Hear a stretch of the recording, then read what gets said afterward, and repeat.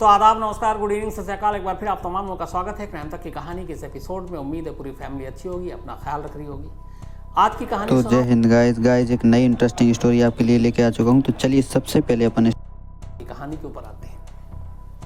शातिर दिमाग इंसान न मालूम कत्ल के या जुर्म के कितने अजीब अजीब तरीके सोचता रहता है। कैसे कैसे तरीके हैं। आज की कहानी तेलंगाना की है। तेलंगाना में एक जगह है खम्मम डिस्ट्रिक्ट। वहाँ एक परिवार रहा करता था। इस परिवार के जो मुखिया थे उनका नाम था शेख जमाल साहब। साहब बोलने वाला नहीं, कई लोग साहब अपने नाम के आगे भी लिखते हैं। तो शेख जमाल साहब, उम्र करीब 48 साल, एक बीवी जिसका नाम इमाम भी, और बच्चे ठीक ठाक किसानी, ये किसान थे पेशे से, और सब ठीक चल रहा था। लेकिन इसी दौरान में शेख साहब की बीवी जो इमाम भी है, उनका एक पड़ोस में रहने वाले नौजवान एक शख्स जिसका नाम मोहन राव, उससे दोस्ती हुई। फिर दोनों के बीच प्यार हो गया। अब ये बात शेख साहब को पता नहीं है। धीरे धीरे इधर इन दोनों का अपना रिश्ता परवान चढ़ रहा है। वक्त बीतता जा रहा है। लेकिन फिर करीब 4 महीने पहले अचानक एक रोज़ शेख साहब अपनी बीवी इमाम बी को मोहन राव के साथ देख लेते हैं। शेख साहब को बहुत गुस्सा आता है। वो अपनी बीवी को डांटते हैं, समझाते हैं, पीटते भी हैं, और इसके बाद वार्निंग भी देते हैं। बात आई गई हो जाती है। शेख साहब को लगा कि अब उनकी बीवी नहीं मिलेंगी। पर धीरे धीरे वक्त बीतता है। अब वो दोनों भी थोड़ा मिलना कम कर देते हैं शेख साहब के डर की वजह से। लेकिन इधर अब इमाम भी परेशान होगी। उन्हें लगा कि एक बार रंगे हाथ पकड़े जा चुके हैं। अब अगर हुआ तो शेख साहब बहुत मारेंगे, पीटेंगे, हो सकता है घर से निकाल दें, तो ये भी डर। लेकिन दूसरी तरफ उधर ये कि मोहन राव से को भी नहीं छोड़ सकते, उसका भी साथ चाहिए। एक ये भी ख्वाहिश, तो एक तरफ डर और एक तरफ ख्वाहिश, बीच में ज़िंदगी झूल रही है। अब क्या करें। इमाम भी ने बहुत सोचा। फिर एक रोज़ मोहन राव से बात की। मोहन राव चूँकि नज़रों में आ चुका था, मोहन राव भी चाहता था कि किसी तरह से ये जो रोड़ा है शेख साहब, ये रास्ते से हटें। उसने इमाम बी को टटोला।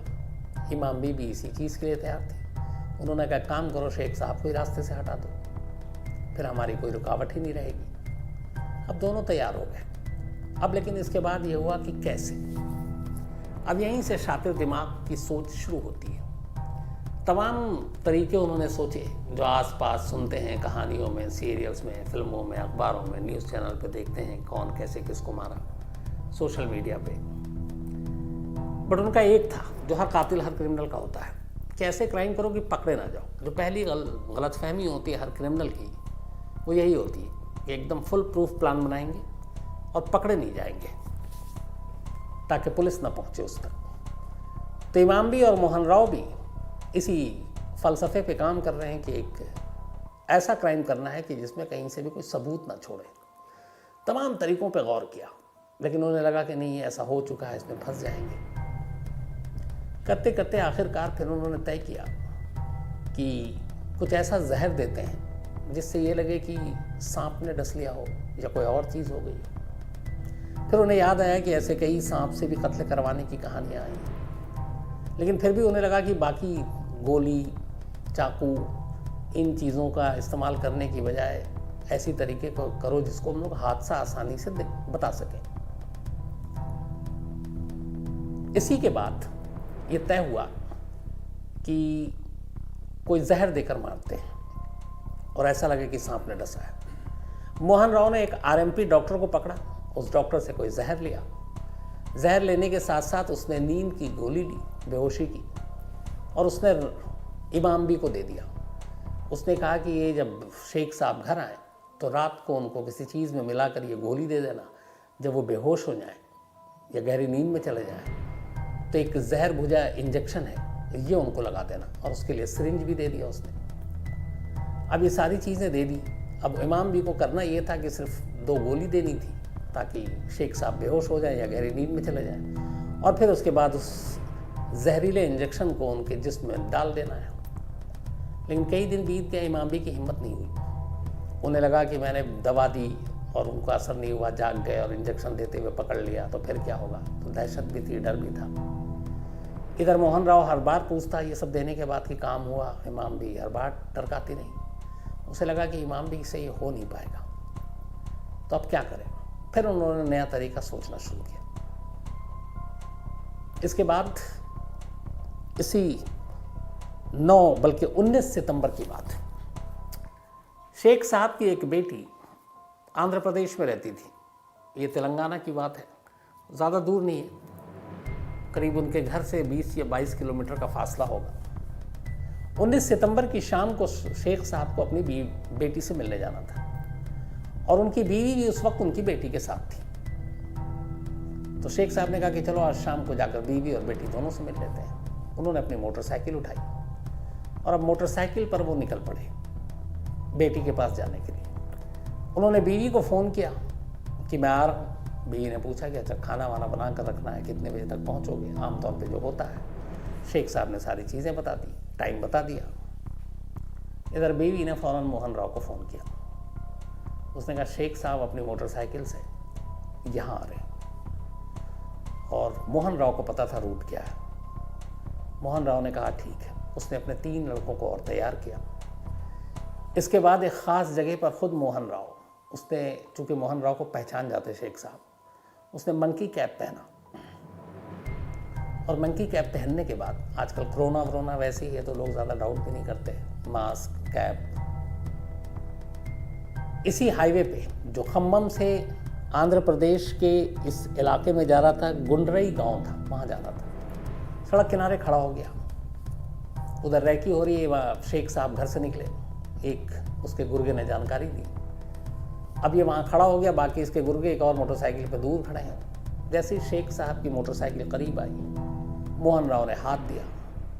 शेख साहब ने गाड़ी रोक दी, अपनी बाइक। उसने कहा हमें थोड़ा आगे तक जाना है, क्या आप हमें लिफ्ट देंगे। शेख साहब ने कहा कि चलो इस इंसान की मदद कर देते हैं। वो उसके ऊपर बैठ गए बाइक पे। अब बाइक चल पड़ी। थोड़ी दूर जाने के बाद सड़क पे सन्नाटा था। अचानक शेख साहब को लगा कि उनकी जांघ में कोई चीज़ चुभी है, लेकिन इससे पहले कि कुछ समझ पाते, बाइक जब चुभी तो उन्होंने थोड़ी सी बाइक स्लो की। इधर जो पिलियन राइडर था, जो पीछे बैठा, जिसने लिफ्ट मांगी थी, मंकी कैप पहने हुआ था, वो बाइक धीरे हुई थी। अचानक जैसी बाइक धीरे हुई, वो बाइक से कूद पड़ा और कूद कर अंदर दौड़कर भागने लगा। शेख साहब को समझ भी नहीं आया कि हुआ क्या। एक तरफ मुझे कुछ चींटी जैसे काटने की चीज़ महसूस हो रही है जांघ पे, इधर बाइक रुकी और वो भाग रहा उतर कर, बिना थैंक यू बोले और कुछ बोले। तो मामला क्या है। लेकिन ये कुछ होता उससे उसी वक्त उन्होंने फिर फ़ोन निकाला और अपनी बीवी को फ़ोन लगाया और कहा कि एक अजीब वाक़या हुआ है। मैं ऐसे से आ रहा था, एक आदमी ने लिफ्ट मांगी, उसके बाद मुझे लगा कि उसने मुझे कुछ चुभोया है, ये हो सकता है किसी चींटी ने काटी। लेकिन मैं पूछता, वो बाइक से उतर कर अंधाधुन भाग गया और क्यों भाग रहा मुझे कुछ पता नहीं। ये बात जब शेख साहब कर रहे थे अपनी बीवी इमामी से, तो अभी बात ख़त्म भी नहीं हुई, फ़ोन पे ही थे कि अचानक उन्हें बहुत तेज़ चक्कर आया और वो बाइक समेत, बाइक खड़ी हुई थी, बाइक रोक कर बात कर रहे थे, वो वहीं गिर पड़े सड़क किनारे। फ़ोन हाथ से छूट गया। अब शेख साहब बेहोश। इतने में कुछ वहाँ पे सड़क किनारे खेत है, कुछ लोग काम कर रहे थे। उन्होंने शेख साहब को गिरते हुए देख लिया। वो लोग भाग कर आए तो देखा शेख साहब यहाँ पर गिरे पड़े हुए हैं।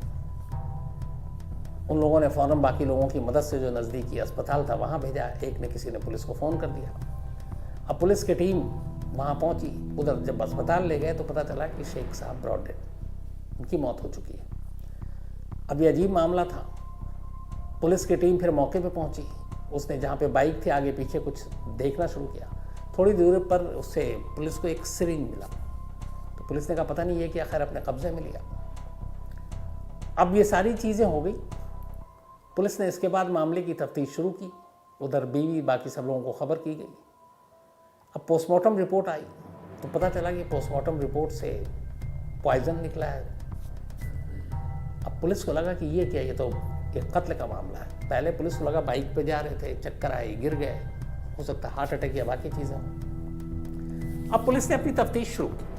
वो सिरिंज जो मिला था उसने केस को थोड़ा सा और मोड़ दिया और इधर पॉइजन की बात। अब पुलिस ने कहा कि ये क्या हो सकता है मामला। तफ्तीश शुरू हुई, पड़ोसियों से पूछताछ हुई, इधर उधर से बात हुई। इधर एक चीज़ और हुई कि जब जज जो साहब गिरे अपने, जमाल साहब, शेख जमाल साहब, तो बेहोश होने से पहले कुछ लोग जब उनके पास आए तो उन्होंने ये कहा कि पता नहीं मुझे उसने कुछ चुभाया है, चुभो दिया है।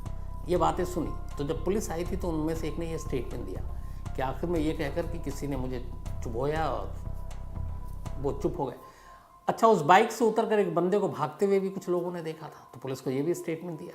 अब पुलिस को लगा कि मामला गड़बड़ है, पोस्टमार्टम रिपोर्ट से क्लियर हो गया। पुलिस ने पूरी तफ्तीश शुरू की। जब तफ्तीश शुरू की तो फिर कॉल डिटेल्स और बाकी चीज़ें खंगाली गई। तो जब खंगाली गई तो फिर इमामबी की भी खंगाले गए। फिर कुछ पड़ोसियों से सुगबुगाहट हुई तो एक मोहन राव नाम आया, और 4 महीने पहले वो वाक़या हो चुका था जब इमामबी को शेख साहब ने रंगे हाथ पकड़ा था मोहन राव के साथ। 3 बयान के बाद पुलिस ने अब मोहन राय था उसके भी मोबाइल चेक किए। कॉल डिटेल में इमामबी का भी आया, उसका भी आया, और उस दिन लगातार उसका लोकेशन जो था वो वही था जो शेख साहब का था। इसके बाद पुलिस ने मोहन राय को उठाया, उससे पूछताछ की। फिर उससे पूछताछ के बाद इमामबी को उठाया, फिर उनसे पूछताछ हुई, फिर आरएमपी डॉक्टर को उठाया, फिर उसके 2 और साथियों को उठाया, और सारी कहानी खुल गई। कहानी ये थी कि कत्ल ऐसे करना था कि कत्ल लगे ही नहीं। इमामबी ने हाथ पैर खड़े कर लिए थे, वो नींद की दवा दे नहीं पाई, इंजेक्शन लगा नहीं पाई। मोहन राय को लगा कि अब मुझे ही करना है। इसी के बाद मोहन ने ये तय किया कि जिस दिन, क्योंकि जमाल शेख अक्सर मोटरसाइकिल का इस्तेमाल करते थे, उसने कहा कि जब ये मोटरसाइकिल पे हो तो एक पीछे कोई लिफ्ट लेकर बैठ जाए, और जब वो चले तो उनके जांग पे वो जहरीला इंजेक्शन हल्का सा चुभा दे, जहर अंदर चला जाएगा, और उसके बाद उससे चक्कर आएगा। तब तक वो अपने बाइक पे कंट्रोल रख नहीं पाएंगे और बाइक फिसलेगी, मौत होगी जहर से, लेकिन लोगों को लगेगा कि ये रोड एक्सीडेंट का मामला है।